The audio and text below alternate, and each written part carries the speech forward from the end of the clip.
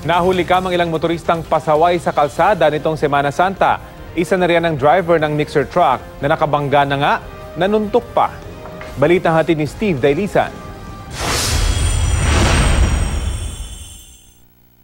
Kahit Semana Santa ang ilang motorista, walang sinasanto sa pagpapasaway.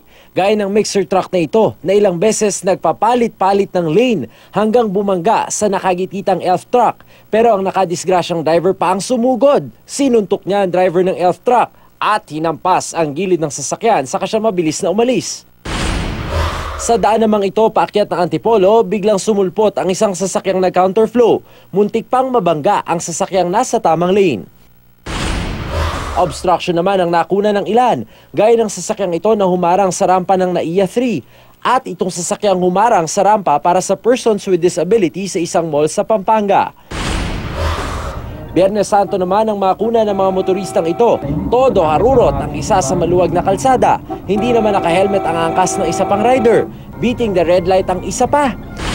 Habang rider na ito muntik mahagip dahil hindi nakatingin sa mga paparating na sasakyan. Dati ng paalala ng MMDA, maaaring pagmultahin ang mahuhuling pasaway ng motorista at pwede ring suspindihin ang kanilang mga lisensya.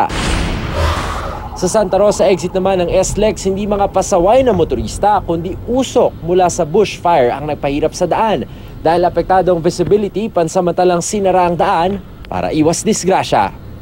Steve Dailisan, GMA News.